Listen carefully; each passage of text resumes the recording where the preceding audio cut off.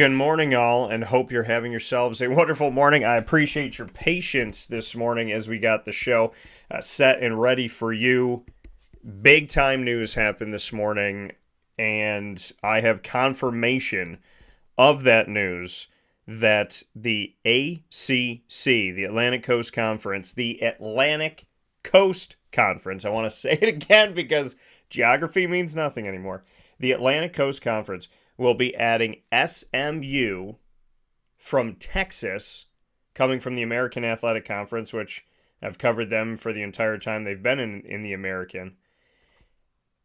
And they will also add Cal and Stanford from what was the Pac-12, Cal and Stanford coming from the state of California, which means that the Atlantic Coast Conference will have Pacific Coast teams and a Midwest team, as the ACC in 2024-25 will expand to 17 full-time member institutions and 18 overall, with Notre Dame in all sports except for football. So Notre Dame is still everything but football. SMU's coming in for all sports. Cal and Stanford are coming in for all sports, which means we now have the Pac-2, Oregon State and Washington State. And like I said, I think their best options are the AAC, who I believe has been working on them, and the Mountain West. The AAC has more when it comes to TV opportunity, and they stretch all across the country. But Oregon State and Washington State are in a place right now where they're going to have to make a decision, and make a decision quick. This is nuts. It's absolutely nuts.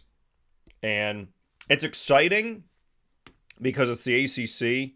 So personally, for me, it's exciting because, I built a good relationship with Commissioner Jim Phillips and John Swafford, the commissioner before that. Because I've covered the ACC so closely, it's also bittersweet for me because of the American. And the American's only losing one team, mind you.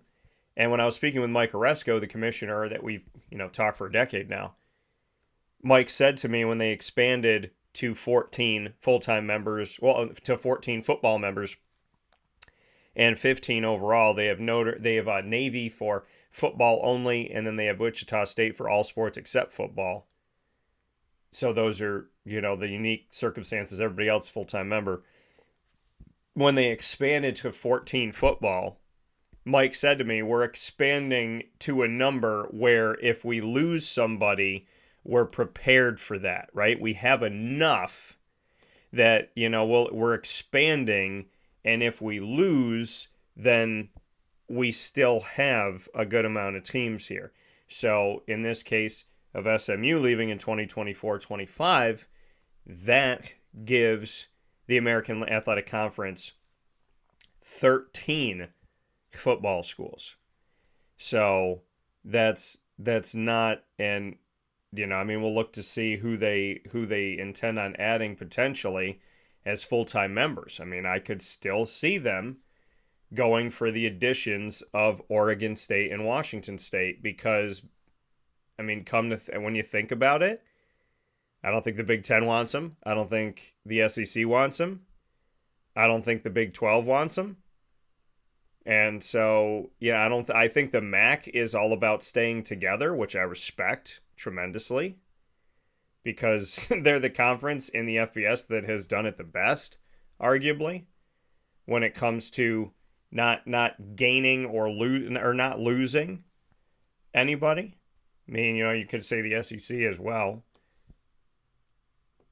But, and the Big Ten hasn't lost anybody, but the MAC has stayed the most consistent because they haven't brought in and they haven't had anybody dip out. So that's been huge.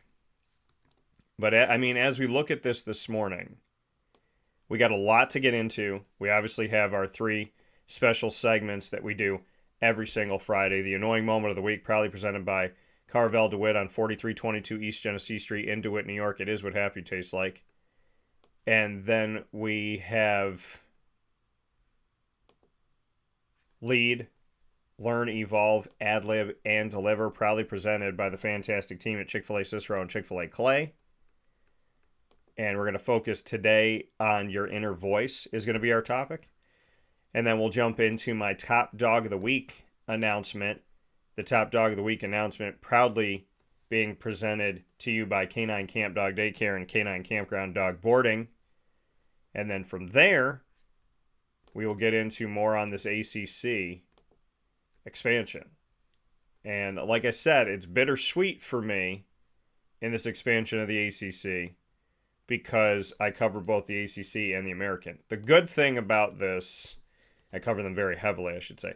The good thing about this is the fact that we are seeing only one team leave the American and 3 teams join the ACC. So the ACC is getting better, and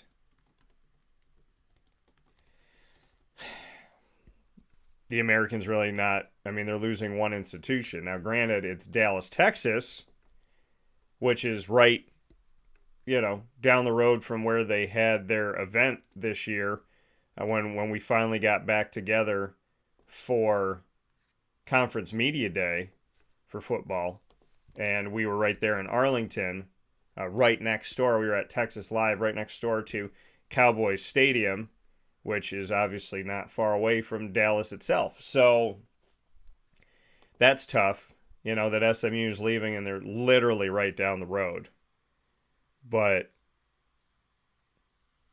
we're going to get into it later on in the show. I wanted to preface it. I thank you for your patience as we got some stuff ready on my end. But this is set up to be yet another. And I don't know if it's going to cause frenzy because the pack is dying and there's only 2 teams left. But maybe the American was seeking to keep SMU. And maybe the American, in going after the 4 remaining AAC schools, in my opinion, or PAC schools, in my opinion, this is in my opinion, if the American Athletic Conference was going after all 4, hoping to get some, and at the same time trying to hold on to SMU, maybe this moment will end with Oregon State and Washington State going to the American, so the American can end on a happy note, as they've always done. They lose, they end on a happy note, right? They lose a coach, they get another coach, there's success. They have an institution leave, they bring in other institutions, they find success. So we'll see what this looks like for the American Athletic Conference, but it definitely has shaped up to make my morning an interesting morning. Let's jump into the annoying moment of the week, proudly presented by Carvel DeWitt, 4322 East Genesee Street in DeWitt, New York. It is what happy tastes like. Dan Tortora proudly brings you... Is that for real? Are you kidding me? The annoying moment of the week. I really, honestly, I don't know how to respond to this. Presented by Carvel DeWitt, 4322 East Genesee Street. It's what happy tastes like. Do you have to be that crazy? I guess so. The annoying moment of the week, proudly presented by Carvel DeWitt on 4322 East Genesee Street in DeWitt, New York. It is what happy tastes like, and let's jump right into it, folks. My annoying moment of the week was created when I was down in Disney, is when this ended up happening.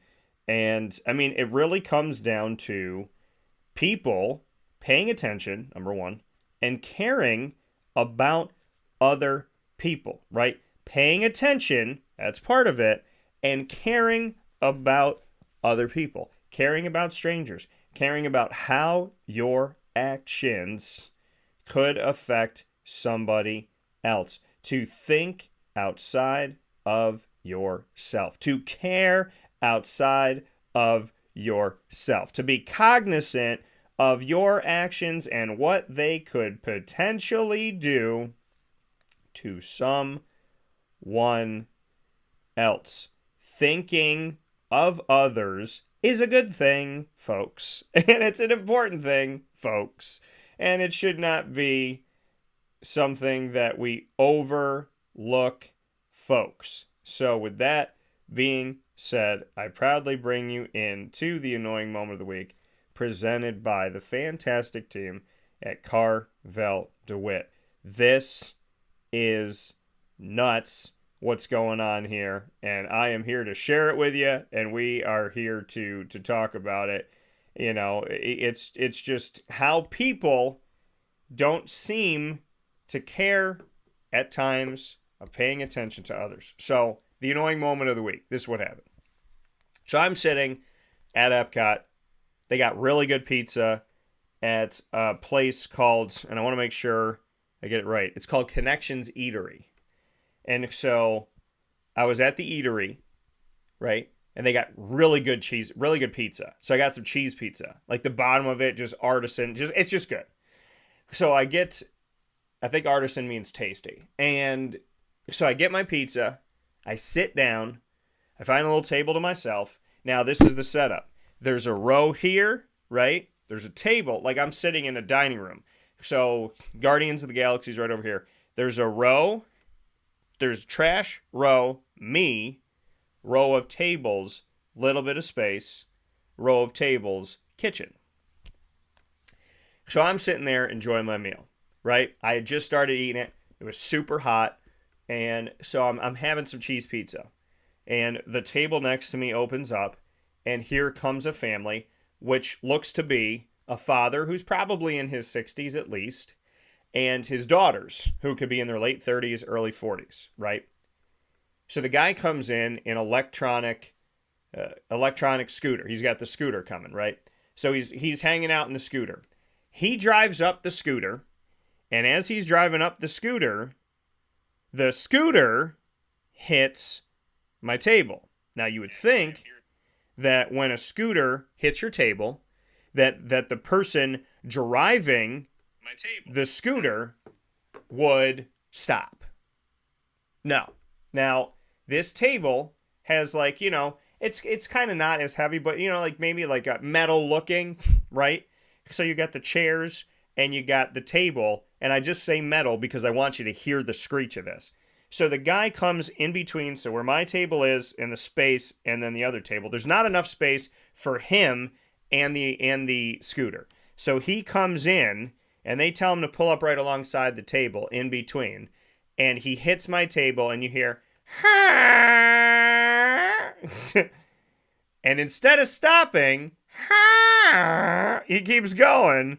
And then they're like, Dad, back up. You're not close enough. So then he backs up, right? Now my table's already moved a little bit. There's a chair next to my chair. I'm sitting there eating my food, just kind of hanging out on my phone with my head down, understanding everything that's happening and understanding the fact that anybody can hear this noise. People are watching it happen if they're paying any attention. The tables are close to each other. And of course, his family can see it. And this dude should be able to know that he's hitting things. So he backs up and he goes into my chair that's next to me, that pushes the chair up, turns the chair, brings the chair up, pushes the chair against the table. Hey, Dad, I think you may be hitting his table. May? He is. I think you might. Hey, Dad, I think you might be hitting his table. You might want to back up. Dad, you're hitting the guy's table. The lady says, I think we hit your table. And I said, oh, the table that's over there? My table had turned at a diagonal rate. And the guy never looks at me, never turns to his right, never apologizes, just nothing. It's just. And then he got into his little space, got locked in to where he was comfortable, where they said he was okay. And then he shut the thing off, and there goes lunch. Let's have some lunch. Ha! So I don't know what it sounded like when the continents... You remember when there was one continent on the planet? When there was one full just piece of land on the planet, they broke apart. And I'm guessing the tectonic plates, when they started to move underneath the water and separate these pieces of land, the sound that probably happened was the sound that I heard. The sound of the guy hitting my table and hitting my chair, allegedly, since some people didn't think it happened. But the sound of that table chair hit by the scooter, I would imagine, is also what it sounded like when this world started to break into pieces of land. And I wonder if any of them said, "Did we hit you? Did we break something?" Thank goodness I wasn't sitting on the left side of the table, because he would have hit me. And knowing his reaction, the man would have kept going. But no apology, no nothing, just a nice for my morning, or for my afternoon, I should say. So that was fun. And that's my annoying moment of the week. Because like I said, I don't know what it's like to hear the world separate into pieces, but I can only imagine that it was similar to the sound that I heard when this guy hit me in his scooter. Didn't apologize. Gosh forbid. Didn't apologize. I think my dad hit your table, and my response was, "Oh, you mean my table that's up there now?" And she didn't say anything after that. So be calm, be courteous, be kind. So I think we hit the table. Dad, you're hitting him. Yeah. And here's Dad. Old enough to know better. Here's Dad. Never look to his right. So I really genuinely hope he's not driving. And in most cases, I hope none of them are driving, since they think they may have hit something after hearing the screech noise multiple times. So hopefully that family took an Uber or the minivan back to their hotel. With that being said, this has been your annoying moment of the week, proudly presented by Carvel DeWitt, 4322 East Genesee Street in DeWitt, New York. It is what happy tastes like. We're going to take a step aside for a fast break. We'll be back with Lead, Learn, Evolve, Ad-Lib, and Deliver right after this. Proudly presented by Chick-fil-A Cicero and Chick-fil-A Clay. Carvel DeWitt, it's what happy tastes like. Do you know why? Because we make ice cream. Creamy, rich, flavorful ice cream. Not yogurt or iced milk like some of our competitors. Ice cream. Fresh, by hand, daily. For the calorie conscious, we have something new for you. Our new Carvelite. Same great flavor, creaminess, and texture of our regular ice cream with only 35 calories an ounce. So whether you want an ice cream cake, flying saucer, dasher, carvalanche, hard or soft ice cream, we will satisfy your craving with our fresh, handmade regular or new Carvelite ice cream. Carvel DeWitt. It's what happy tastes like.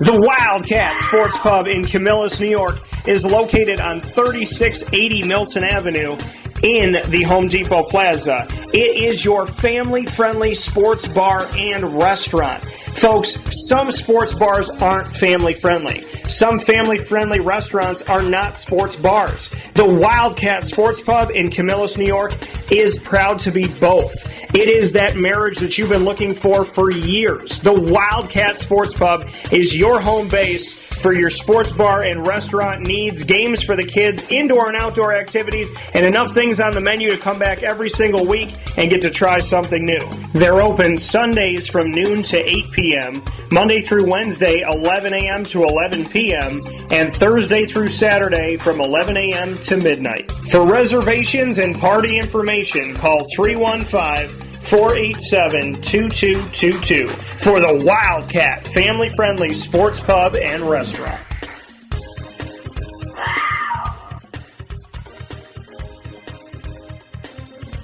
GG Cards and Breaks. Like, comment, subscribe.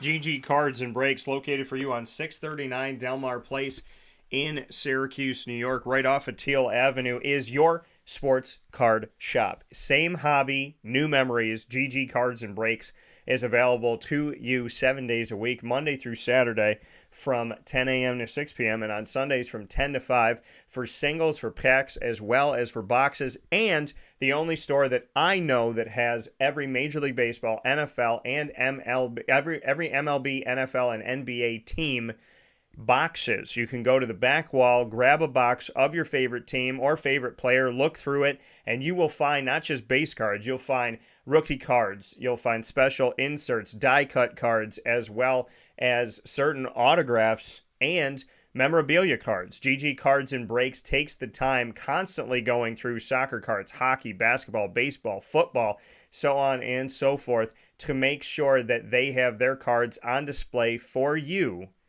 to find some awesome things. And every time I've been in there, I've had some fantastic finds. I love it. It brings me back to being a kid. I love the hobby, but now I get to make new memories with GG Cards and Breaks. And we suggest you go over there 7 days a week, any one of those days, and definitely for their trade nights once a month, which their upcoming one is going to be Saturday, September 9th from 6:30 to 9:30 p.m. We look forward to seeing you out there at GG Cards and Breaks on 639 Delmar Place in Syracuse, New York, right off of Teal Avenue. Same hobby, new memories. Your sports card shop is GG Cards and Breaks. With that being said, here on Wake Up Call with Dan Tortora, proud to have you back here where sports meets that thing called life. Inside of Ma and Pa's Popcorn.com's What's Poppin'. And speaking of Ma and Pa's, you can go see Ma and Pa's and the Spud Shack both at the New York State Fair for the last few days of the fair, Friday, Saturday, Sunday, and Labor Day Monday. These last 4 days of the fair, you can go and see Ma and Pa's as well as Spud Shack. Let them know that Wake Up Call sent you and try their incredible food that they present to you all throughout the year. I always feel like they bring the fair to you with cotton candy, kettle corn, popcorn, deep fried Oreos, funnel cakes, ribbon fries, regular fries, curly fries, bacon cheese fries. There's so many great things that are offered to you from Ma and Pa, and their lemonade that they make right in front of you with all their awesome flavors. Ma and Pa's Kettle Corn and Popcorn Factory and the Spud Shack are the premier place. You could literally go to Ma and Pa's and Spud Shack and get an entire feel of the fair just by visiting their company because of all the awesome things they offer and the connection that that has to the fair that I, have grown up with all my life. So head out to the fair today. Go see Ma and Pa's and the Spud Shack. You'll be proud that you did it, and you'll have a great time doing it. So much appreciation to Ma and Pa's Kettle Corn and Popcorn Factory. Go to maandpa'spopcorn.com anywhere in the world and order from them today. Thank you so much for your support of local here in Central and Upstate New York. Heading off to Lead, Learn, Evolve, Ad-lib, and Deliver. Lead coming to you on Wake Up Call with Dan Tortora every single Friday morning. And we bring you a special topic inside of this acronym. The acronym, once again, is Learn, Evolve, Ad-lib, and Deliver. So this is something that we get to do every single week. And learning, evolving, ad-libbing, and delivering on our promises is something we should pay attention to every week and every day. Proudly presented by Chick-fil-A Cicero and Chick-fil-A Clay, who's made us a promise to go beyond simple customer service and to actually care about people. And they've done a fantastic job bringing that promise to life, in my opinion. So, with that being said, today's topic inside of Lead, your inner voice. That inner voice that you have to train, because the inner voice could speak with you or against you. And it's important to listen to that inner voice that's tied to our gut, that inner voice that's tied to our conscience, that inner voice that doesn't lead you astray. The outside voices do, but that inner voice, that voice that is you, that sometimes we trap and sometimes we ignore and sometimes we don't listen to, but that inner voice that is you. Are you listening to that inner voice? Because you should be. That inner voice is something that is constantly reaching out to you. But we don't all listen to our inner voices. And sometimes we let the outside voices become the inner voice.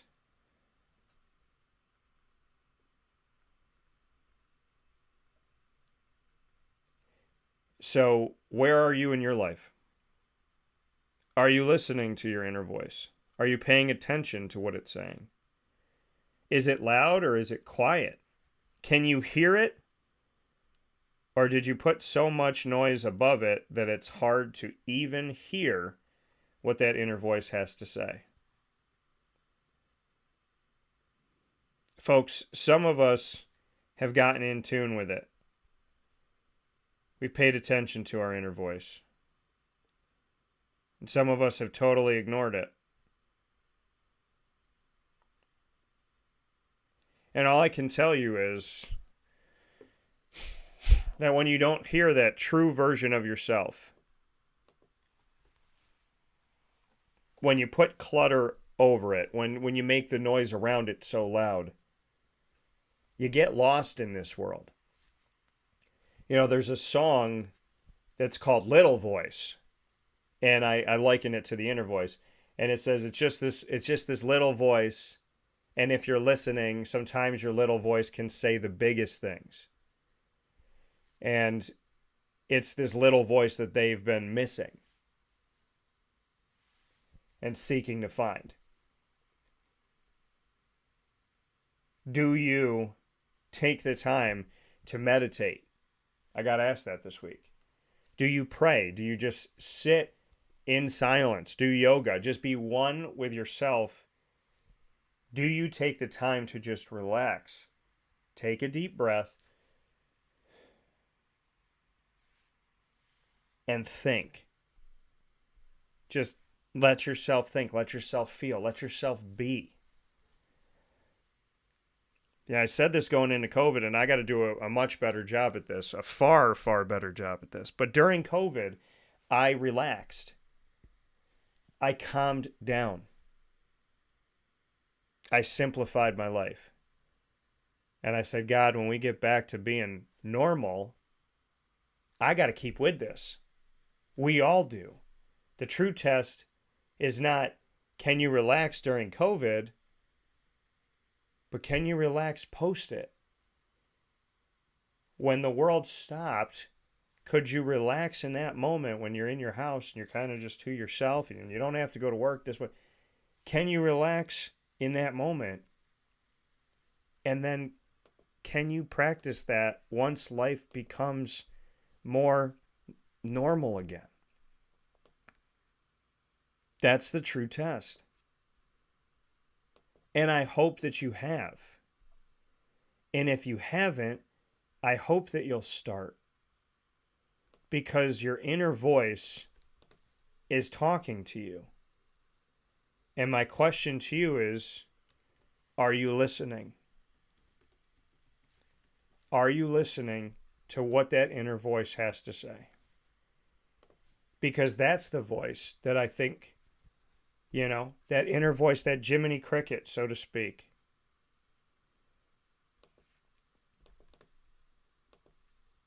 To me, it's the voice that seeks to save us. It's the voice that seeks to help us. That inner voice that comes from God. That inner voice that would never tell you to do a bad thing. That inner voice that would never be against you. It might tough love you, but it'll never be against you. It'll teach you, but it'll never be against you. Are you listening? And I think that you find a reconnection with that inner voice when you pray, when you do yoga, when you sit in silence, when you meditate. I think that's how you bring the little voice back, is when you are mindful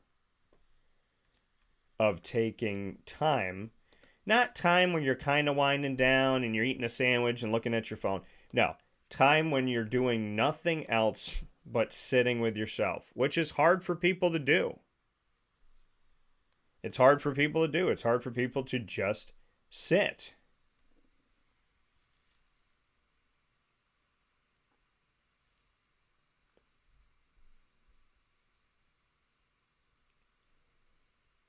But here we are.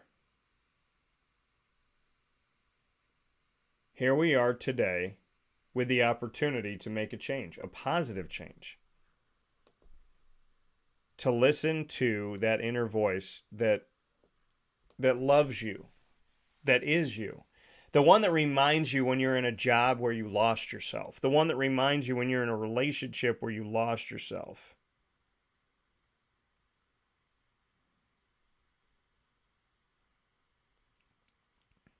You got to pay attention.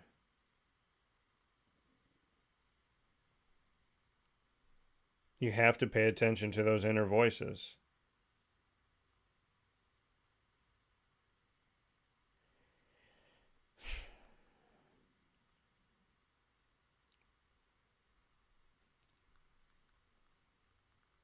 And some people say, well, Dan, I can't even hear it anymore.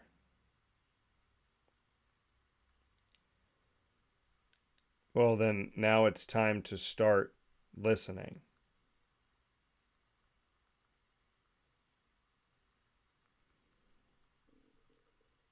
It's time to start taking the time. Will you do it? Dan, I don't have time to meditate. I don't have time to pray. I don't have time to just sit. I got kids. I got a job. I'm doing a million different things. I'm coaching. I'm doing this. I'm doing that. Yeah. And you know what? Your mental health, you being in touch with yourself, you will never be okay. You can keep adding things, and I'm speaking from experience.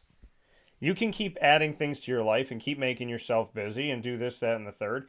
But if you are not taking care of yourself, it does not matter what you're doing or not doing if you're not taking care of yourself.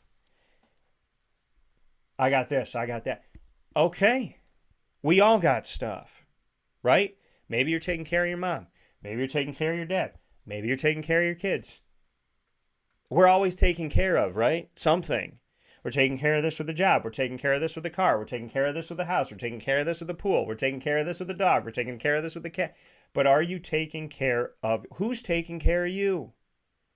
Who's working on your mental health? Who's working on your emotion? Who's working on depression or anxiety or stress you may have? Who is working on you?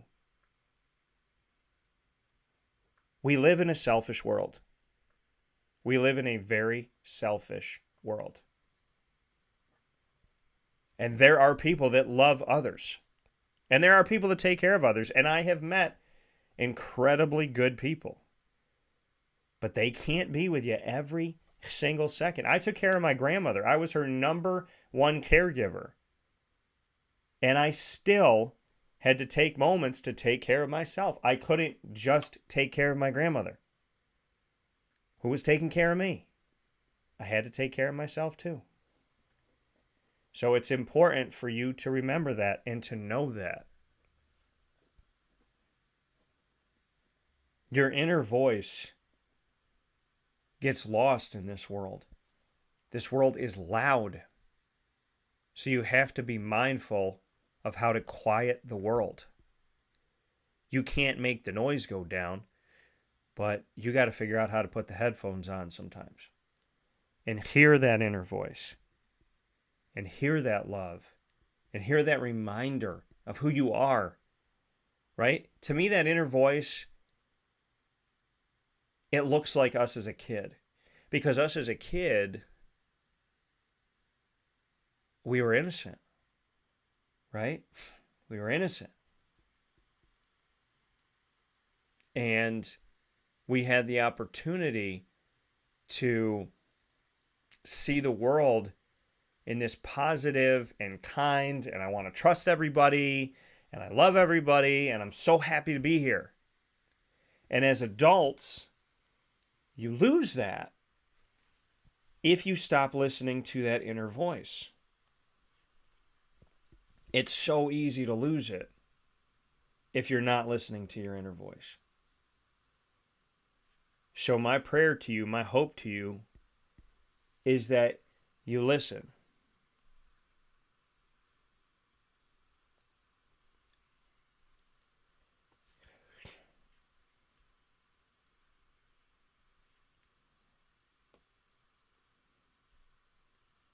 When your inner voice is talking, you listen.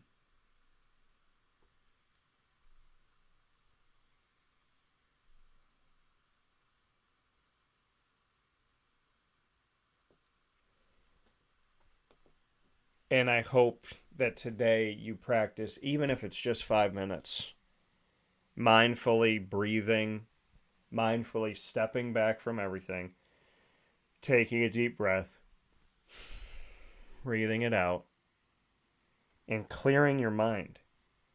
You know, we clear our cache in our computer. We empty our recycle bin on our computer and in life in general. We put our trash out to the curb. But how often do we not do that on our own mind? We don't take out the trash of our mind. We don't clear the clutter. We don't recycle the stuff we don't take care of ourselves like we take care of our computers, of our technology, right? We treat our home better than we treat ourselves. We treat others sometimes better than we treat ourselves. We treat technology better. We plug our phone in when our phone is losing energy. But we almost never plug ourselves in. What do I mean by that? Get sleep. Eat healthy. Go for a walk. Clear your mind. Pray. Do yoga. Meditate. Clear the clutter of your mind. Every day, clutter comes into your mind. Think about life as when you're out, there's dust everywhere, right? Everywhere you go, in your house, outside of your house, in other people's houses, in the grocery store, there's dust. And you're collecting dust all day long, whether you're sitting or moving. And so you have to dustbuster that place in your brain, in your heart, in your life. You have to get a dustbuster. You have to vacuum this stuff out. We are exposed to so many things now more than ever. It is instantaneous to see things and hear things all over the world. So the question is, when you hear it, when you see it, what do you do with it?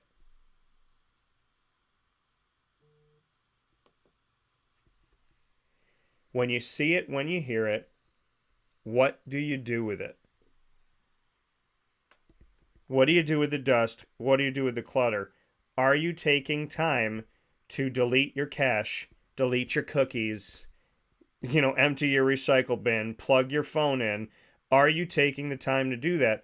Or are you just running on fumes? Because that inner voice is the one that's, to me, it's the voice that God gave us. It's the true voice of who we are. It's never going to lead you astray. It's not going to say evil things. It's not going to say bad things, because that inner voice I'm talking about, it has no connection to the devil. It has no connection to evil. It has connection to God, and it has connection to you. It has connection of saying, you need to sleep right now. You need to take a break right now. You need to take some time to yourself right now. You need to listen right now. You need to learn right now. You need to go play a video game and just shut your brain off right now. You need to go on vacation right now. That inner voice right now. You need to go play a video. I was listening to that inner voice when I went down to Florida this past week. I listened to that inner voice.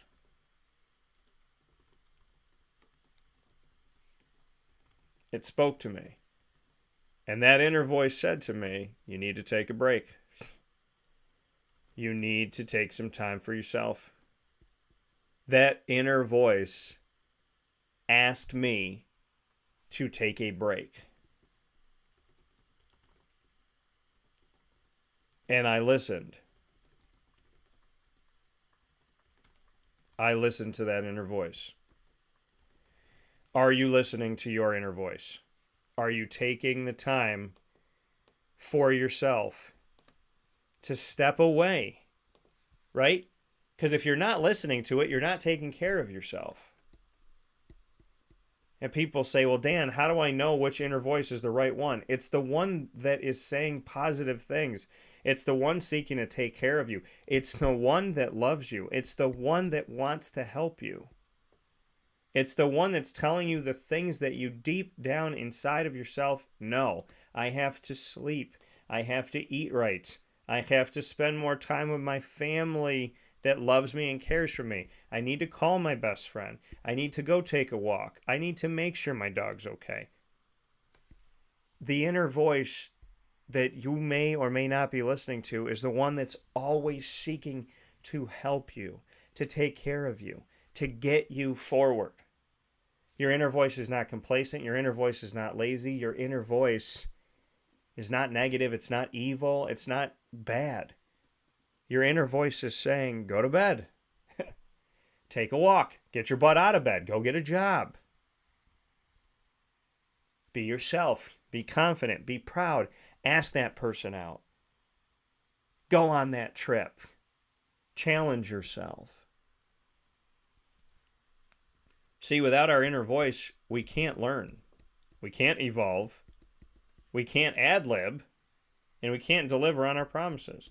Because if we're not listening to the innermost part of ourselves, which seeks to always tell us who we are, then how can we ever truly know who we are if we're not listening? We'll take a step aside for a fast break here on Wake Up Call with Dan Tortora. When we come back, I'll announce my top dog of the week, proudly presented by Canine Camp Dog Daycare and Canine Kampground Dog Boarding right after this. Hi, this is Amy from Mother's Cupboard, home of the Whole Frittata. We are open daily 6 a.m. to 1:30 p.m. For takeout orders, call 315-432-0942 and tune in to Wake Up Call with Dan Tortora for our monthly food challenge and try our Wake Up Call signature menu item available 7 days a week. Here at Mother's Cupboard, we are Central New York, and it's our honor to serve you.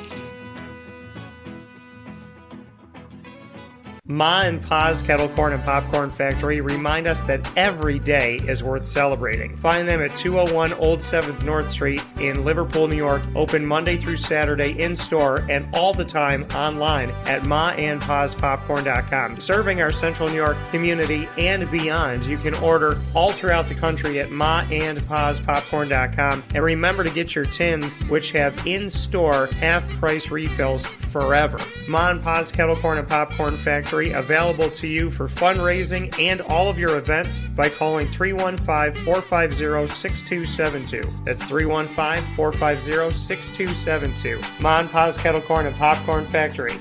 How corny are you? This is Jimmer Sikowski, owner-operator of Chick-fil-A Cicero, 7916 Brewerton Rd in Cicero, right in front of the Home Depot. I had a deep feeling that God wanted me to do something bigger with my life and to help people, help others. I kept putting Chick-fil-A in my life, and I realized as I was going through the franchise selection process that positively impacting the lives of others was really core to what we do here at Chick-fil-A. First of all, it starts with the food. The food is brought in fresh daily. We bring in local produce. We prepare to order in the kitchen. We hand bread our chicken. We hand spin our milkshakes. It's great food. It doesn't taste like fast food. I think the second thing is the way people feel when they come in a Chick-fil-A restaurant. It's different. We try to treat people with intentional kindness here, which is very different and deeper than good customer service. And so I think it feels remarkable for most people to come in a Chick-fil-A restaurant. And then lastly, the impact that we try to have in the community is very different. It's a big part of the expectation of every operator of a Chick-fil-A restaurant is that they're actively engaged in their community, they're a leader in the community, and they're making a difference. When they realize that what we're striving to do is to shine a little light in their life, that's a very, very different experience than you will have in any other quick service restaurant. And it's that remarkable experience that I think people will emotionally connect with. Welcome back here to Wake Up Call with Dan Tortora, inside of where sports meets life. We appreciate you being here, hanging out with us every Monday through Friday from 9 a.m. to 11 a.m. Eastern Time on YouTube.com and Facebook.com, both /WakeUpCallDT, as well as on WakeUpCallDT.podbean.com. So however you're connecting with us, we thank you so much. Around the world in, of course, Central and Upstate New York, the East Coast, the West Coast, the Midwest, all around the country. Thank you so much for being with us here on Wake Up Call with Dan Tortora every single Monday through Friday from 9 a.m. to 11 a.m. Eastern Time. I can't thank you enough, and I appreciate it. And speaking of thanking, my top dog of the week is being announced right now. Top dog of the week, proudly presented by the fantastic team at Canine Camp Dog Daycare and Canine Kampground Dog Boarding. Having the opportunity to hang out with the wonderful, wonderful Lorraine and Chad and everybody over at Canine Camp Dog Daycare and Canine Kampground Dog Boarding. there for your pets, there for your dogs, I should say, every single day of the week, all throughout the year. Cannot thank them enough for everything that they do. There's not a lot of people that I trust when it comes to Lily, but Canine Camp Dog Daycare and Canine Kampground Dog Boarding are two places that I greatly appreciate and trust and thank for all that they do to take care of our wonderful, wonderful members of our family. And I can't say thank you enough for the love and support and the kindness. Just everything that they do goes above and beyond. They treat our dogs like they're their dogs, and that's the type of service that you want. Canine Camp Dog Daycare on 228 Old Bridge Street in East Syracuse. And you can call them at 315-437-7110. That's 315-437-7110. You can also go to K-9KAMP.com.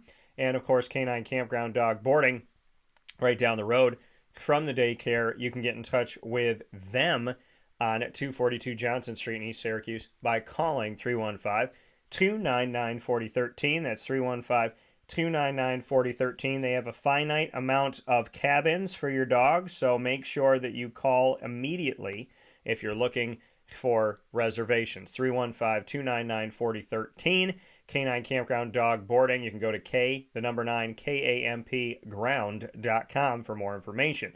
Top Dog of the Week coming to you every single Friday on Wake Up Call with Dan Tortora. Proudly presented by Canine Camp Dog Daycare and Canine Kampground Dog Boarding, both of East Syracuse.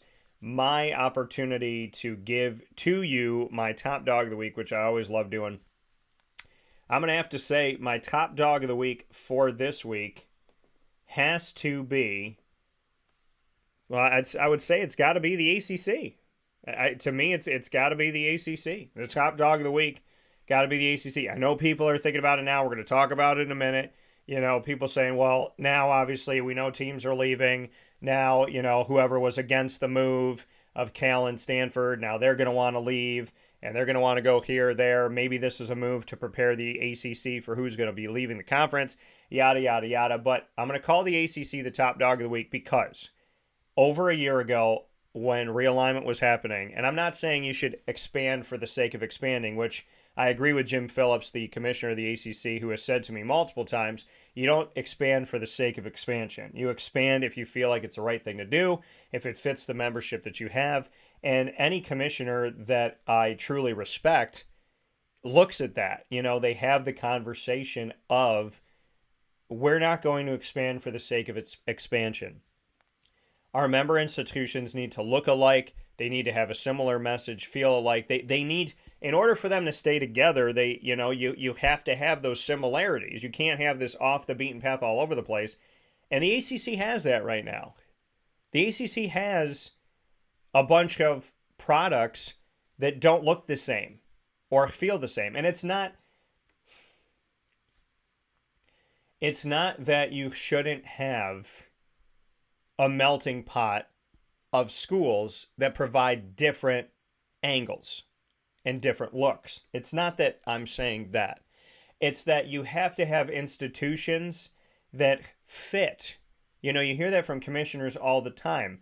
Do our institutions make sense together? Making sense together in, you know, these three schools care about education. This one has no care in the world. You got a pulse, you can come here. And that probably is not going to work out. That could maybe lead to realignment. That could mean that school is really not committed to it, right? If you got Duke saying, oh, this is awesome that Cal and Stanford are coming in because it's the caliber of education, and then you have another school in the ACC going, I don't care about any of that. I care about winning football games, playing championships. So you have to look to, what are your institutions caring about? What do they value the most? And do they link up on those values? It's not that they all have to be the same, right? My closest friends, who I call my brothers, were similar in really big key areas.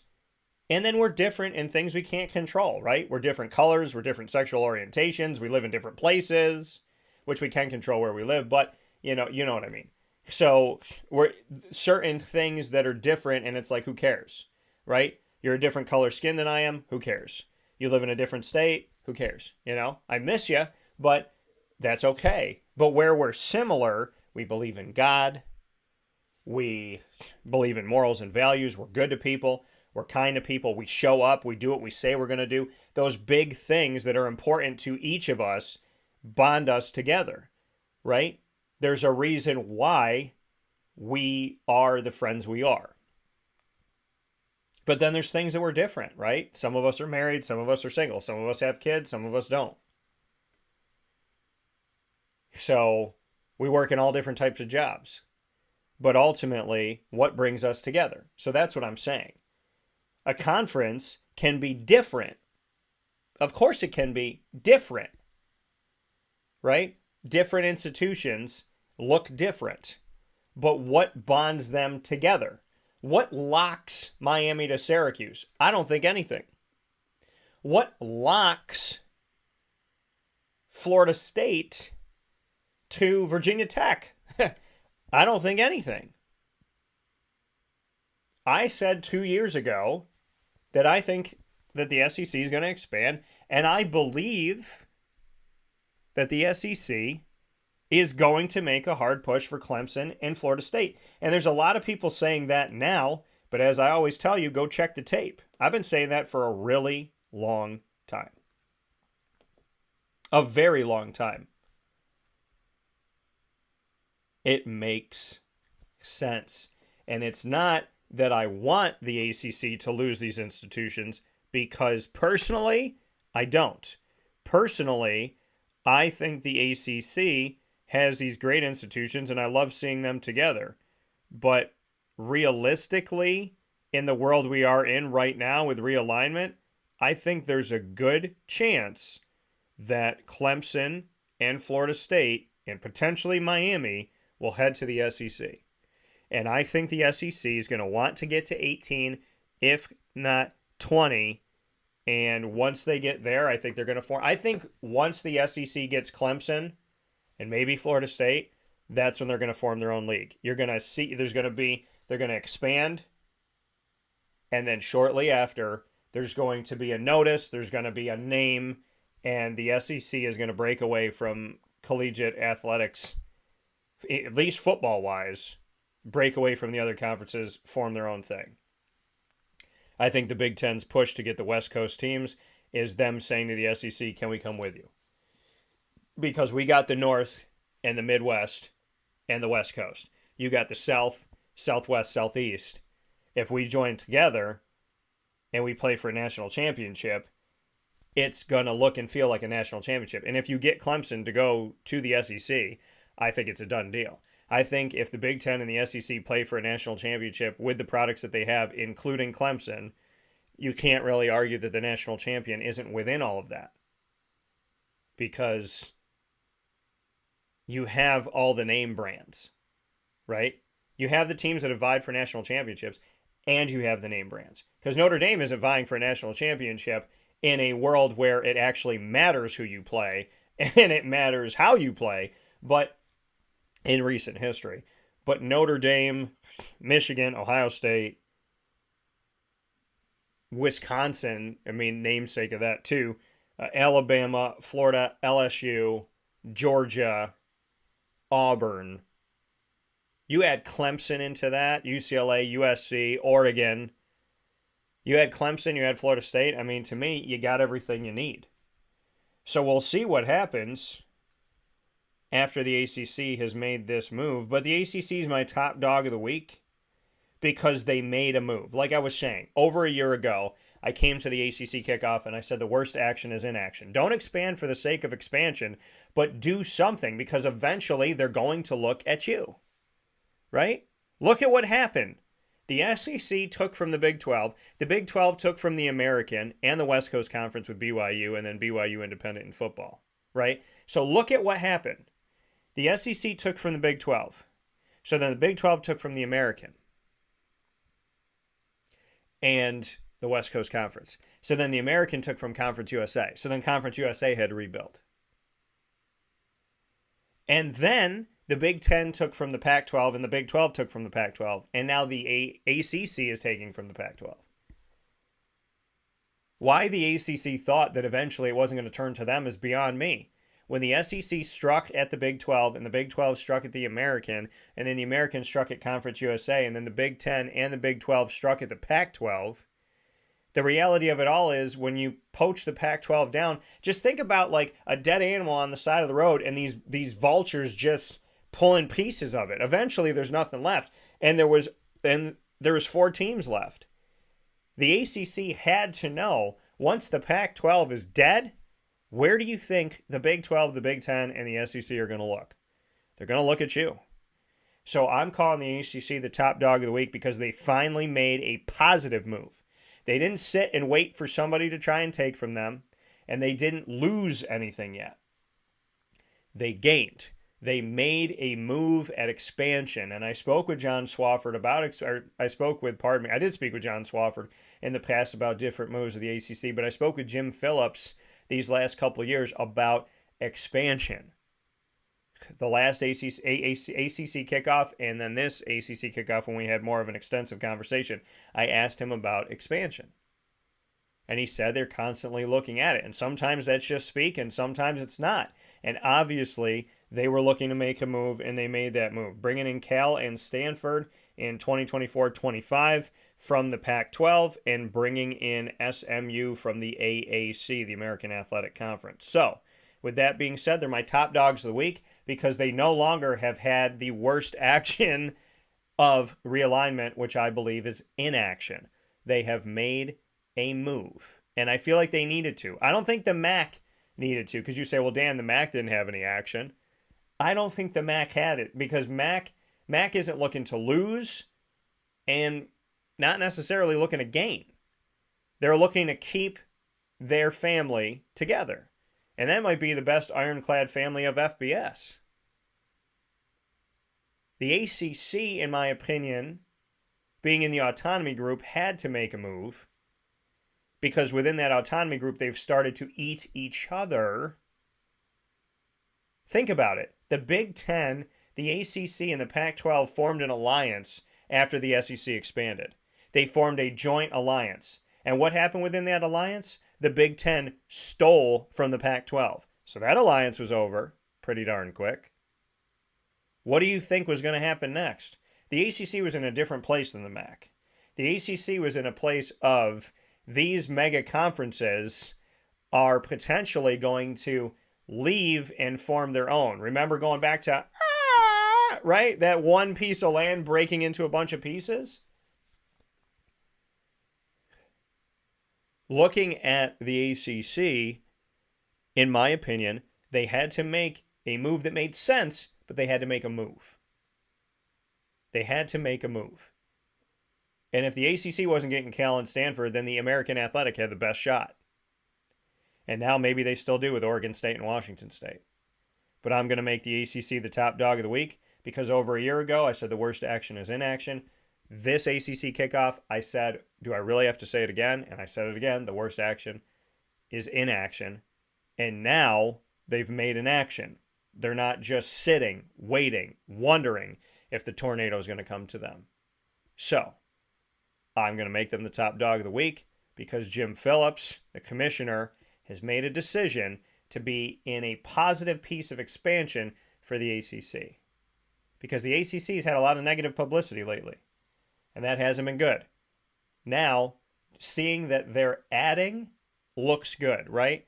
That you're constantly building looks good. What do they say when you come on a campus? If you see construction vehicles, that's a good thing because it means your campus is improving. Well, think about this as construction vehicles. The ACC rolled out construction vehicles on their campus because they're expanding and they're improving. And now that they're a part of expansion and not subtraction at the moment, the ACC making a positive decision to move forward instead of just sitting in silence, which I thought was eventually going to affect them. So maybe this still will, and maybe they're preparing for FSU, Clemson, Miami leaving. But being able to see the ACC bring somebody in says something, because a decade ago, their expansion killed Big East football. The ACC was seen, in my eyes, as second only to the SEC in its power at the time. and it has fallen down the list to be fourth out of the quote-unquote Power 4 because there ain't no Power 5 with the Pac-12 anymore, like people said. I believe the American is powerful, and I've said that for a decade. But in what people were calling the Power 5, the SEC's 1, the Big Ten's 2, the Big 12's 3, the ACC is 4. They had to do something positive, and they did something. Now let's see what happens from here. But they're my top dogs of the week because Jim Phillips and the ACC went out and made an addition before there was any subtraction. And as of right now, there hasn't been. So they could come out of this thing keeping everybody, or they can at least come out of this thing gaining if they lose. We'll take a step aside for a fast break. This has been the Top Dog of the Week, proudly presented by K9 Camp Dog Daycare and K9 Kampground Dog Boarding. Go and visit them in East Syracuse, 228 Old Bridge Street in Syracuse, New York, or in East Syracuse, New York, pardon me, for K9 Camp Dog Daycare. You can call them at 315-299, or the 315-437-7110, 315-437-7110. And if you'd like to get in touch with the campground, that's 315-299-4013.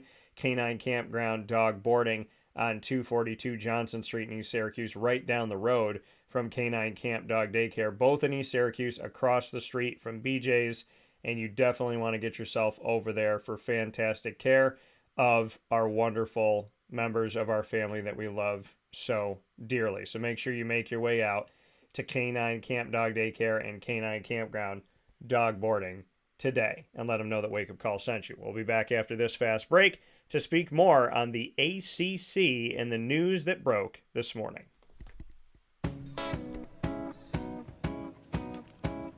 In these unique times, there are those in our community that give us a sense of normalcy and positivity. Pizza Man on 50 Oswego Street in Baldwinsville has been here for you for over 35 years and is here now. Call 315-638-1234 or order online at pizzamanbville.com to bring those familiar tastes into your home. And remember to come see our monthly on-site broadcasts centered around the community and our Baldwinsville Bees. Pizza Man in Baldwinsville. Any way you slice it, they are always here for you.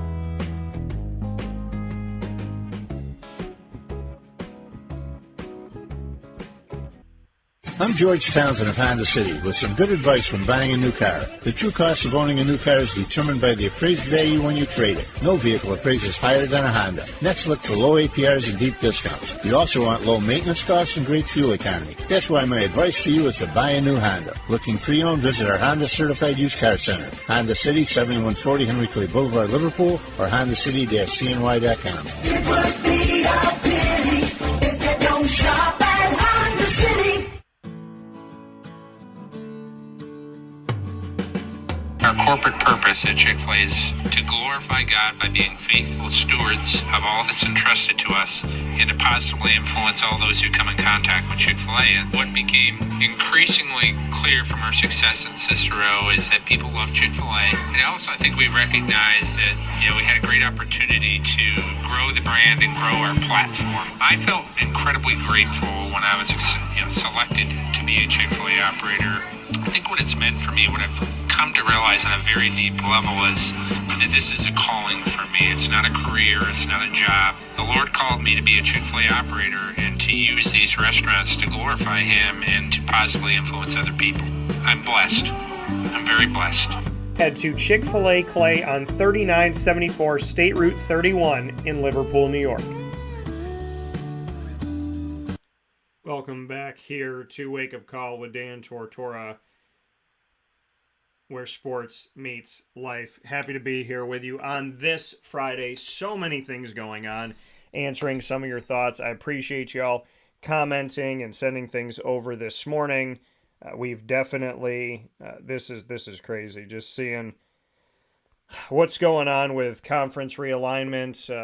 This is the thing, and I respect the Atlantic Coast Conference, so I'm saying this impartially, as impartial broadcaster is what you have to be. The ACC which I truly respect and enjoy and love being a part of and covering. The ACC is the Atlantic Coast Conference. The Atlantic Coast Conference. I say that because they're going to have 2 teams on the Pacific Coast now and 1 team in Texas. They're the Atlantic Coast Conference, and they have teams in Florida, so that makes sense. And they have representation in the Carolinas, so that makes sense. And they have representation in Virginia, so that makes sense. And in Georgia, and that makes sense. And in New York, right? You're on the Atlantic coast, albeit Syracuse is not by a giant body of water. We have Onondaga Lake Parkway, baby.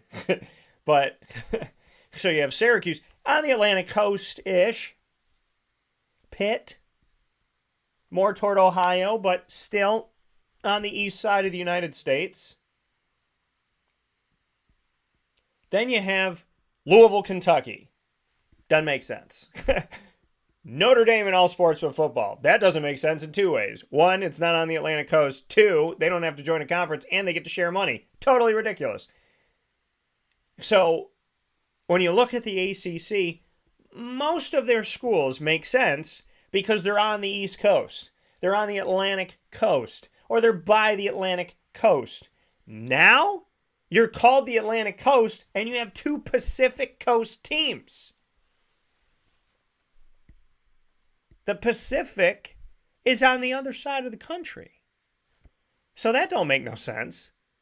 So you got Cal and Stanford coming to the ACC. Now again, I named them the top dogs of the week because they've expanded. I was concerned that they were only going to lose and gain nothing, or that they were going to lose in such a way that whatever they gain, but now at least maybe they try to keep it together. I still feel like Clemson, FSU, and Miami are gone. And I don't know why people aren't talking about Miami. I don't know why. I don't. Miami could be the first one to leave. So I don't know why this is like stunning people. I think Miami might just leave out the back door. Clemson and Florida State leave out the front door. They say, hey, what? Guess what? I'm out. Peace. I'm not doing this Pacific Coast nonsense. They go out the front door, and while they're going out the front door and everybody's focused on them, Miami's like, yo, let's go. What are we here for? So, to me,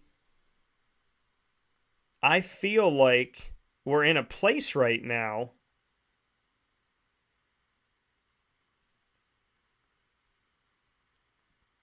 where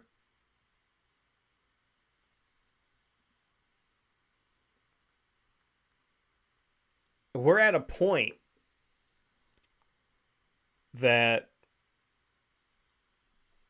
obviously conference realignment has nothing to do with geography anymore. To some, not to all, but to some, right? It's more about survival than it is about taking care of geography, right? You can't teach a geography lesson when it comes to conference realignment. It doesn't make sense. There's no geography lesson for this. Could you imagine going to geography class and having your geography teach you about conference realignment? Well, this team's called the Atlantic Coast, and they have 2 teams in California. They have 1 team in Texas, and you'd be like, wait a minute, isn't the Atlantic Coast over here? And they're like, yeah, that doesn't matter. And then there's a team, the Big Ten, which is a Midwest conference, and they have 4 teams from the West Coast, and you're like, wait, does this make sense? And they have teams from the East Coast, so how does that make sense? And why are they called the Big Ten if they have 14? And now they're going to have 18. The Big Ten has almost double the number that it's called, and it's still called the Big Ten. Change your freaking name to something else. Call it the Big. I'm the Big Conference, because it's just big. It's big now. It's Big Ten. Big Ten. This made no sense. The Big Ten played this past season with 14 schools, but it's called the Big Ten. And the Big 12 played this past season with 10 schools, but it's called the Big 12. So the Big 12 had 10, and the Big 10 had 14. So the Big 12 should have been the Big 10, and the Big 10 should have been the Big 14. Am I right? And the Pac-12 is now the Pac-2. And those schools are about to pack up because there ain't going to be no more Pac is what's going to happen, which is crazy. There's no West Coast identifying conference anymore in Premier football. There's no more.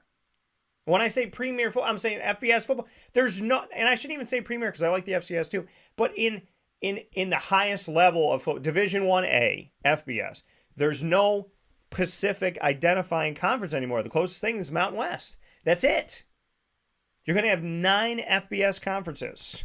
The MAC, the Mountain West, the Big 12, the Big 10, the SEC, the ACC, the American, the Sun Belt. Who am I missing? And Conference USA. That's it. There is no Pacific identifier now in FBS football. How nuts is that? How nuts is that? The Atlantic Coast Conference just put out an official message here today. Just sent it literally within a second here at 10:31 a.m. Eastern Time. It says the Atlantic Coast Conference welcomes the University of California, Berkeley, which is Cal, Golden Bears, Southern Methodist University, SMU Mustangs, and Stanford University, Stanford Cardinal, as new members. So I'm going to read to you what we got here about this. So, because this literally just came in. Again, perfect timing. God is great. The ACC Board of Directors voted today to formally admit the University of Cal Berkeley, Southern Methodist University, and Stanford University to the Atlantic Coast Conference. Voted unanimously, or pardon me, not voted unanimously, voted today to formally admit, so it doesn't say unanimous vote. So that's key. The ACC Board of Directors voted today, it doesn't say unanimous, for Cal, SMU, and Stanford to join the ACC. They will join the ACC as full members with full voting participation effective July 1st, 2024 for SMU, August 2nd, 2024 for Stanford and Cal. The decision followed the submission of letters of application from all 3 institutions. The additions of Cal, SMU, and Stanford enhance and strengthen the ACC academically, athletically, and financially, as well as create true national conference that spans coast to coast. The incoming universities enrich the league's competitiveness in all sports and further demonstrate the ACC's commitment to broad-based programs for both women and men. More than 2,200 student-athletes from Cal, SMU, and Stanford will join the nearly 10,000 current ACC student-athletes competing at the highest level of intercollegiate athletics. University of Virginia President James E. Ryan, chair of the ACC Board of Directors, said this, quote, "This is a significant day for the ACC as we welcome Cal, SMU, and Stanford to this incredible conference. This expansion will enhance and strengthen the league now and in the future. We greatly appreciate the tireless efforts of Commissioner Jim Phillips throughout this entire process, especially his focus on minimizing travel burdens for student-athletes, and we are excited about the ACC's collective future." I have no idea how this minimizes travel burdens. So, ACC Commissioner Jim Phillips said, quote, "We are thrilled to welcome 3 world-class institutions to the ACC, and we look forward to having them compete as part of our amazing league. Throughout the evaluation process, the ACC Board of Directors, led by President Ryan, was deliberate in prioritizing the best possible athletic and academic experience for our student-athletes and in ensuring that the 3 universities would strengthen the league in all possible ways. Cal, SMU, and Stanford will be terrific members of the ACC, and we are proud to welcome their student-athletes, coaches, staff, and entire campus community, alumni, and fans." End quote. University of Cal Berkeley Chancellor Carol Christ said, quote, "We are very pleased with the outcome, which will support the best interests of our student-athletes and aligns with Berkeley's values. We are confident that the ACC and its constituent institutions are an excellent match for our university and will provide an elite competitive context for our student-athletes in this changing landscape of intercollegiate athletics. I want to thank UC President Michael Drake, Director of Athletics Jim Knowlton, and ACC Commissioner Jim Phillips for the partnership, hard work, and leadership that made this agreement possible." End quote. President R. Gerald Turner said this, and I'm guessing with SMU, quote, "This is a transformational day for SMU. Becoming a member of the ACC will positively impact all aspects of the collegiate experience on the hilltop and will raise SMU's profile on a national level. We want to thank everyone who has helped position SMU for this important moment. Joining the ACC is an historic milestone in our institution's history and the start of a new chapter in SMU athletics, end quote. Stanford University President Richard P. Soller said this, quote, Stanford welcomes the invitation extended by the ACC member universities, and we are excited to join them beginning in 2024. Student-athletes come to Stanford to pursue their highest academic and athletic potential, and joining the ACC gives us the ability to continue offering them that opportunity at a national level. We appreciate the dedicated efforts of Commissioner Jim Phillips and the leaders of the ACC member institutions to create this promising path forward, end quote. Cal, SMU, and Stanford will begin competing in the ACC across their respective sponsored sports beginning in the 2024-25 academic year. The ACC leads all Autonomy 5 conferences with 15 women's sports offerings, and no conference offers more than the league's 28 sponsored sports. So that coming to you this morning on Wake Up Call with Dan Tortora, as it was sent to me at 10:31 a.m. Eastern Time, the ACC sending us that communication, and I have shared it with you the moment that I received it. So there you go. It is officially official. I had confirmation before that this morning. I received confirmation from a source I greatly trust in this matter. And so I saw it, and it, seeing it out there, I said, okay, this looks pretty legit, right? And then reaching out to the sources that I reached out to, confirming it, and now the ACC sending it off to us, and I'll be writing a story and sending this off too. I have some big news coming up for my company and for Wake Up Call with Dan Tortora, so I'm really excited to be sharing that with you very, very soon here. And I'm going to be putting an article up so that you can read it, and I'm excited to do that. So with that being said, conference realignment is continuing. What did Kenneth say? The question now is, who does the AAC replace SMU with? I would seriously look at James Madison, ODU, or Liberty, get into Virginia. I think it's a good point. It's a good point, Kenneth.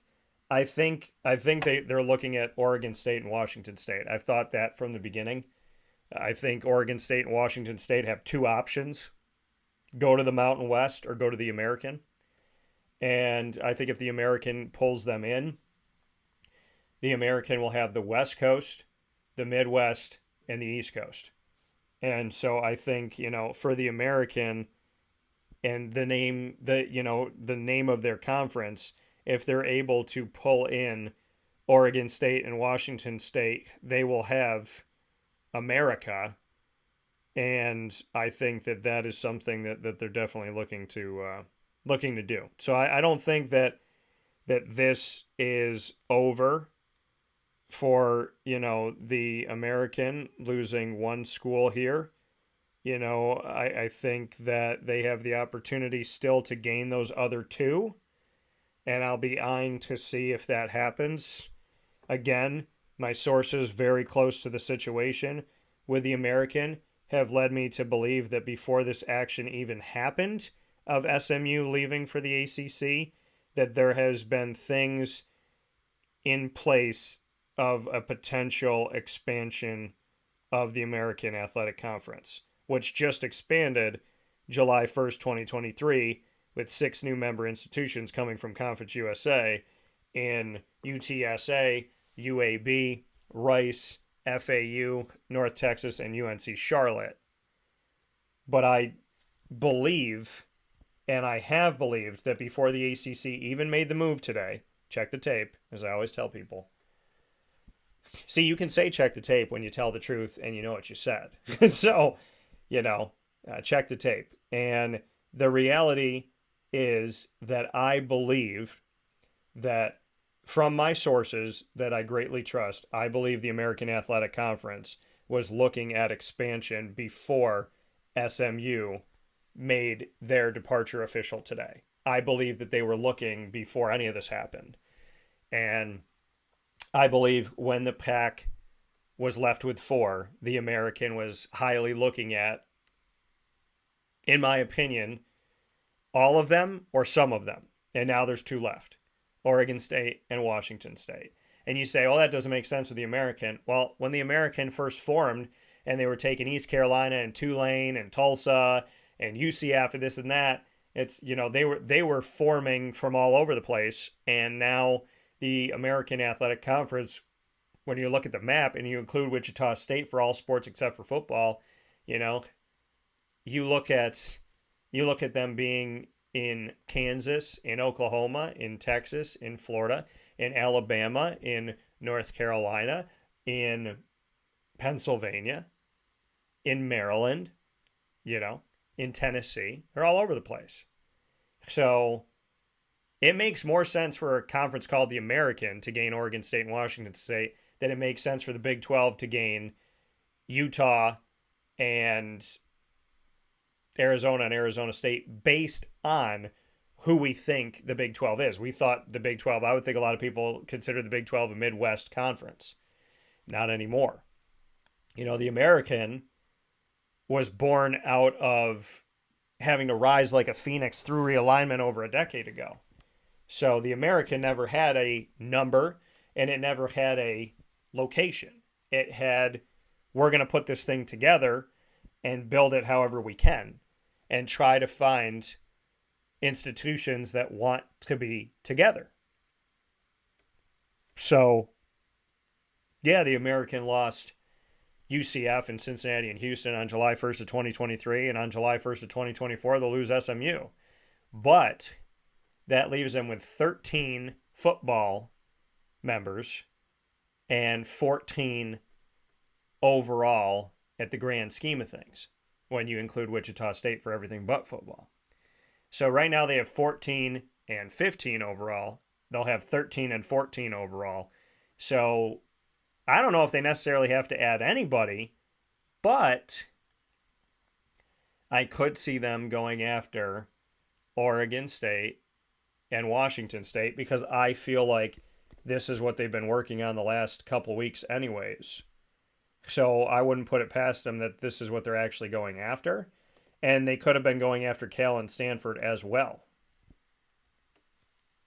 And Cal and Stanford could have honestly seen that they make more sense academically with like the Dukes of the world, and maybe Duke and Wake and Virginia, maybe that to them was more of a well-rounded move than coming to the American Athletic Conference. So, and for people that think it would be crazy for them to go to the American has got a bunch of teams on the East Coast, and so does the ACC.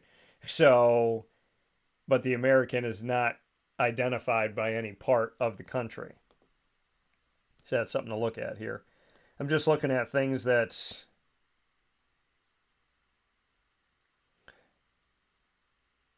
are still left here. So, yeah, I mean, looking at Oregon State and Washington State, I mean, honestly, at this point, they don't have really any wiggle room of trying to tell people, in a negotiation, though, this is what we want, and this is this, and this is that. They kind of have to take what they're going to be given. Yeah, and Kenneth said for the American to add Boise State or San Diego State, they tried to when they were the Big East, and Boise State, San Diego State reneged on that, and so I don't see that happening. But I mean, I like the idea. I just don't see it happening based on past happenings. But ultimately, this morning, once again, here's realignment. And does it sound crazy? Yeah. But it's good for the ACC for sure. It's definitely good for the ACC to get into Dallas and to get into California. Do I think the ACC member schools are all going to be gung-ho about it? No. Do I think they still need to figure out the money situation? Yeah. Do I think that hearing, them talk about how, this this was a great move to try and minimize travel issues. In what world is it a great move to go over multiple time zones and have jet lag and have to get there a day earlier than the day you typically get there just so your team can not have practice and stop from spinning when they land? And think about that. Syracuse is going to go play Cal. Stanford is going to come to the Dome. Right? Think about that. That's interesting. And now you got to look at the model, because the ACC has that model, right?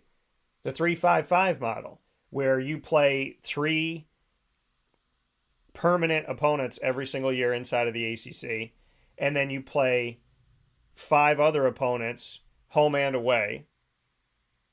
So you play 5 opponents that season, then you play the other 5 the next season.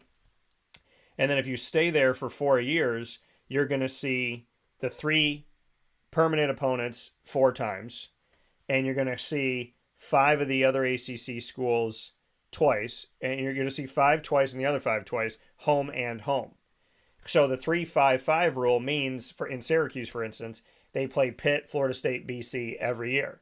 Then they play, of the 10 remaining ACC schools, they play this 5 in year 1, the other 5 in year 2, and then they play the teams they played in year 1, those 5 again in year 3, and then the ones from year 2 again in year 4, but the opposite. So whoever was home in year 1 of those 5 is away in year 3, and vice versa. So now you got to change that model, because now you're going to have 7. If everybody stays, you're going to have 17 instead of 14 ACC football schools. So how are you going to do the model now?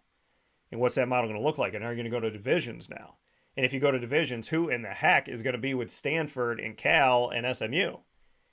So it's interesting. It's definitely interesting. Like I said, I believe the ACC had to make a positive move.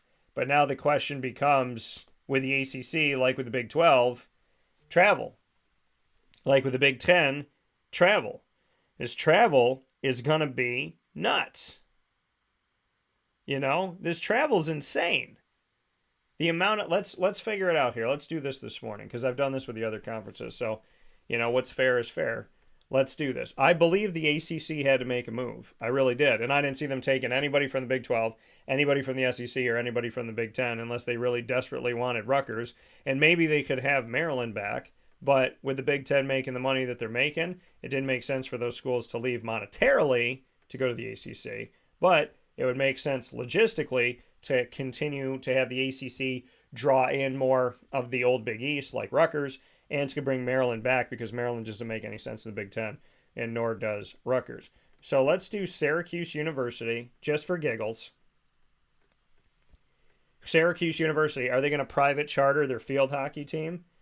I would say probably not, but let's see how far University of Cal Berkeley is from Syracuse University. It's only 40 hours, 2,786 miles, which is the new leader, because that's farther than USC to Penn State.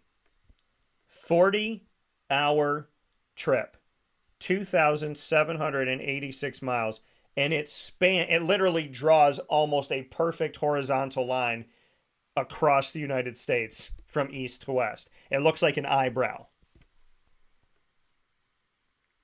From Syracuse to Cal Berkeley, 2,786 miles. You don't have to worry about football, because football is going to fly. You don't have to worry about basketball, because basketball is going to fly. But what are you going to do with the other sports? You're going to fly them all? You're going to fly your softball team? Are you going to fly them on commercial? You're going to fly them privately? You're going to put them on a bus? You can't put them on a bus. You can't even think about putting them on a bus. So again, travel costs. I like that it's two different things. I like that the ACC expanded, because I believe they had to do something positive and not become the next Pac-12. I felt like if they just sat there and waited, eventually the cannon would turn toward them.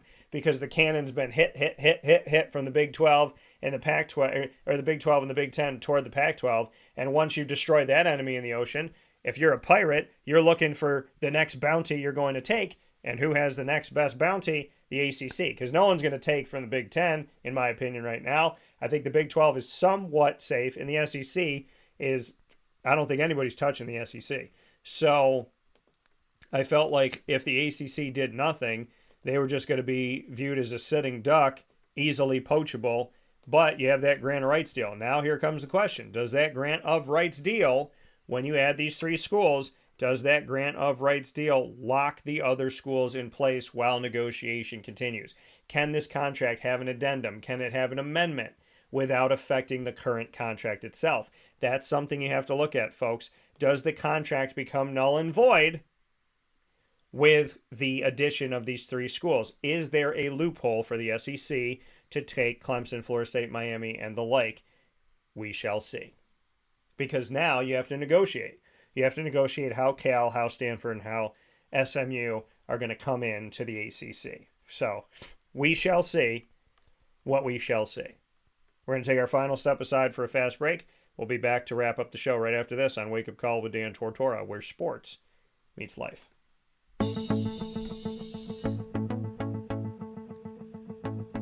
Avicoli's, located on the corner of Route 57 and Wetzel Road in Liverpool, New York, has been your trusted neighbor for decades. Located just steps from Liverpool High School, we're happy to have the Liverpool Warriors on-site, on-location broadcast at Avicoli's through Wake Up Call with Dan Tortora every single month, featuring student athletes, coaches, and administration throughout the year from Liverpool High School. Head out to Avicoli's today on the corner of Route 57 and Wetzel Road in Liverpool, New York, open Tuesday through Sunday for lunch, dinner, and drinks. We'd love to see you out there. And of course, you can call them at 315-622-5100 for takeout, delivery, and catering. That's 315-622-5100. And also find them on myavicolis.com. That's myavicollis.com.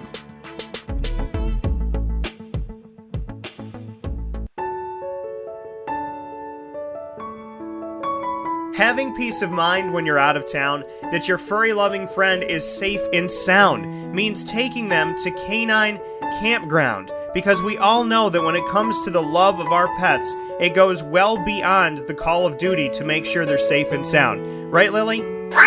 So take a ride to 242 Johnson Street in East Syracuse, New York, and see Canine Kampground and where your dog will be staying in the classic cabin, the executive cabin, the grand cabin, or of course the luxury cabin, because if you know Lily, you know she loves luxury. Now you don't have to wait to the last minute to find a family member or a friend that'll take your dog for a few days. Call Canine Kampground at 315-299-4013. That's 315-299-4013. Their drop-off and pickup times are Monday through Sunday. Check K9Kampground.com for more information. That's the letter K, the number 9, and Kampground spelled with a K.com. K9Kampground.com. When you're going out of town, bring your dog to Canine Kampground.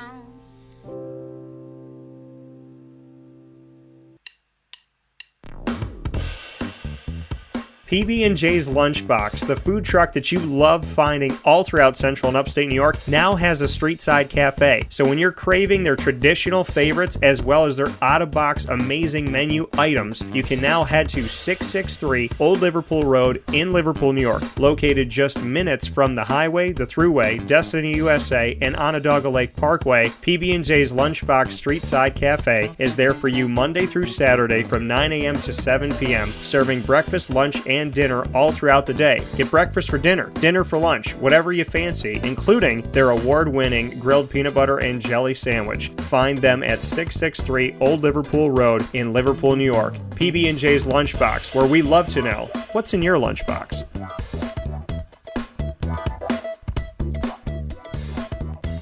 This is a special message from 317 at Montgomery restaurant owner Joel Carpenter. Open Tuesday through Saturday for your dining pleasure on 317 Montgomery Street in Syracuse, New York. We wanted to be a part of the resurgence of Syracuse. We saw a lot of money being put into bringing people back downtown and thought that, we'd like to be a part of that. I love putting together a good dish where people see it first, they fall in love with it, and then it tastes just as good as it looks.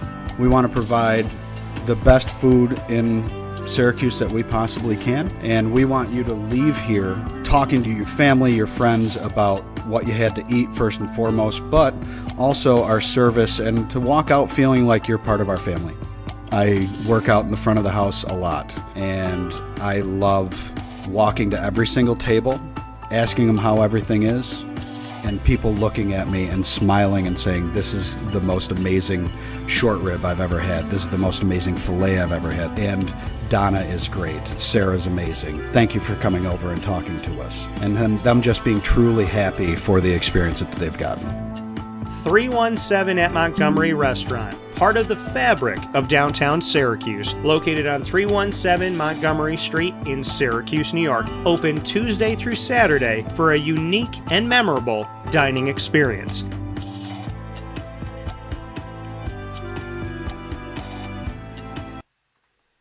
Welcome back to Wake Up Call with Dan Tortora. I appreciate you being here every Monday through Friday from 9 a.m. to 11 a.m. Eastern Time, where sports meets that thing called life. So definitely appreciate you being here on Wake Up Call with Dan Tortora, Monday through Friday from 9 a.m. to 11 a.m.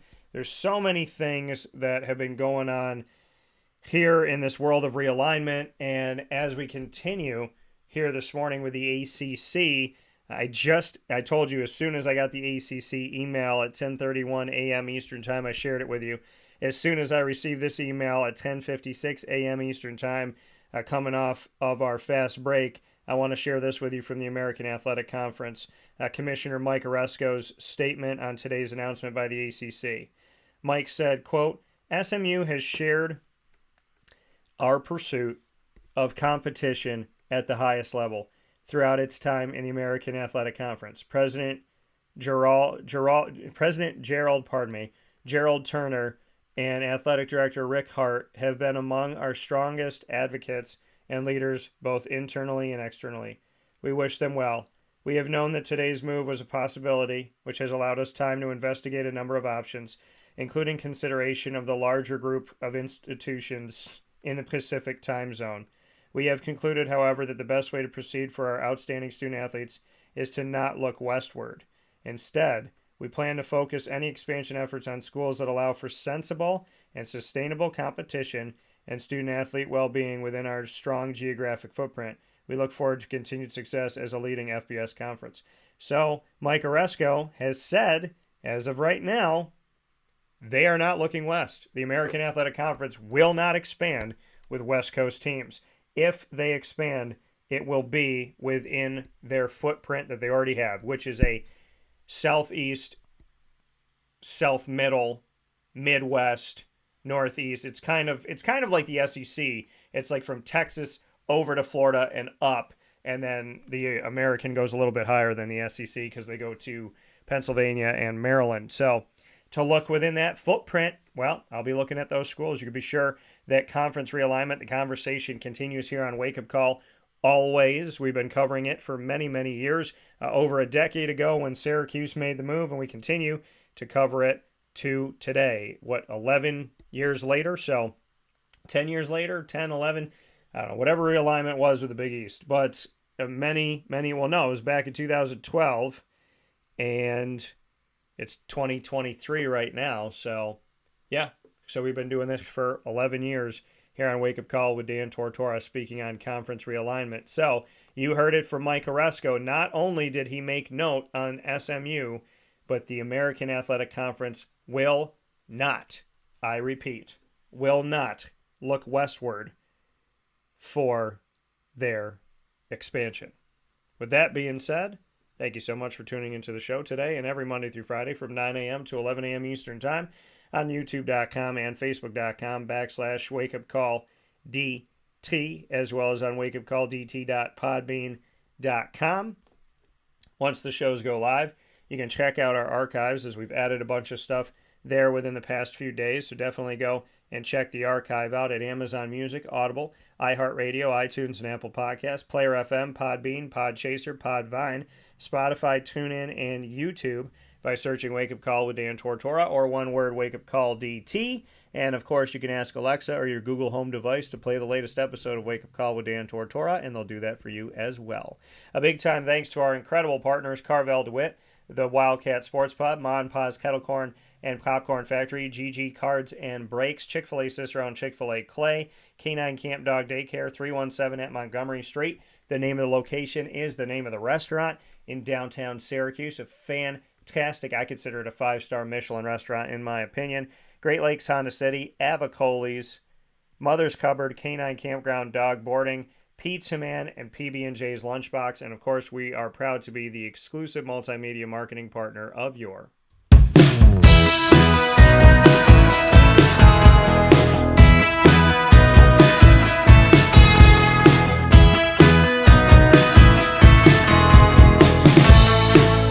Lemoyne College Dolphins. It's Fins Up every single month on Wake Up Call with Dan Tortora, AD and DT on Wake Up Call every first and third Wednesday of each month at 9 a.m.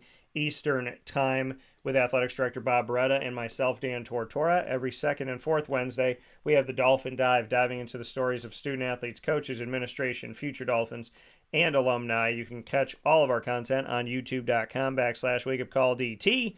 And there's plenty of cool news coming with the Lemoyne College Dolphins and with Wake Up Call in general. And of course, if you go to our social media right now, you will see that we have once again underpromised and over-delivered, as we have special pieces with Dr. Linda Lemura, the president of Lemoyne College, in our Dolphin Dive expansion.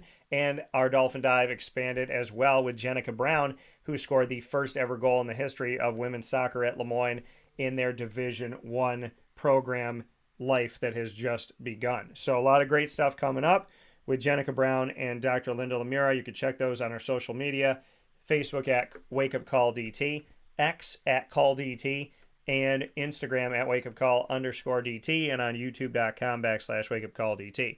For more information, go to LemoyneDolphins.com, and as always, Fins Up.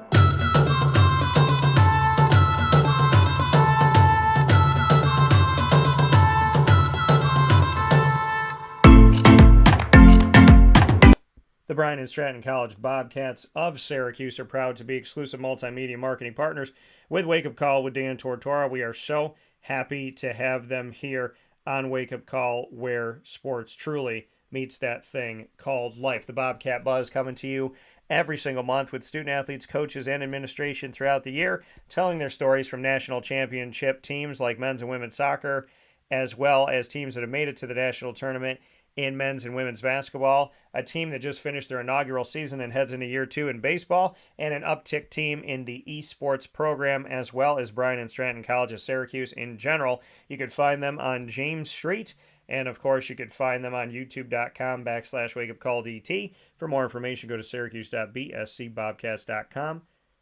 And as always, go Bobcats.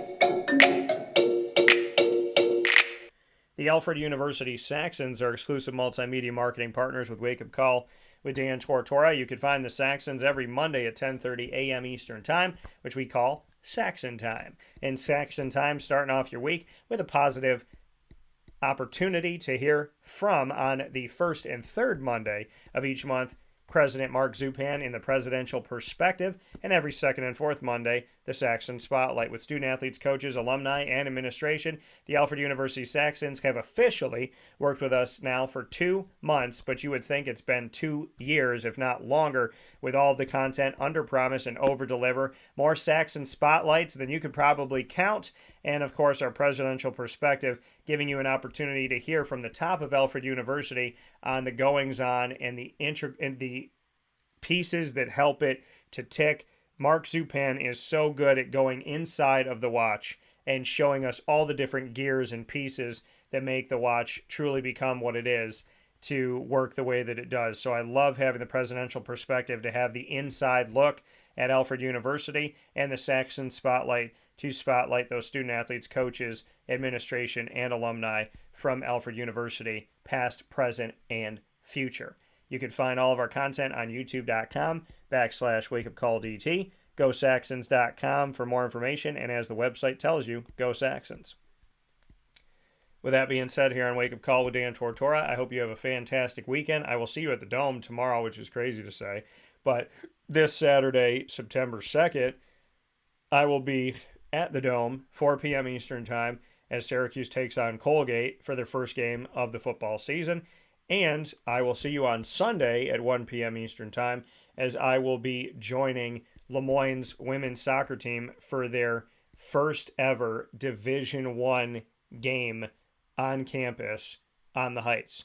First game as a Division I program happens this Sunday, September 3rd, for women's soccer on Ted Grant Fields on Salt Springs Road. So I look forward to seeing you out there at Lemoyne this Sunday at 1 o'clock to see the Lemoyne women's soccer team on site, on location. I can't wait for that opportunity. So very much looking forward to that. Looking forward to Syracuse football. Go check out Tortora and Alfred. We aired our first show going into the season last night. You can watch that on youtube.com/wakeupcalldt and on facebook.com/wakeupcalldt. A lot of great news coming up on Wake Up Call, so make sure you stay close and stay tuned. Congratulations to the ACC. I look forward to all that's coming for the AAC, and I hope that Oregon State and Washington State find a home that fits very soon. God bless y'all. No stress. Do your best and be good to each other. Stay safe and be well. And go see Ma and Pa's at the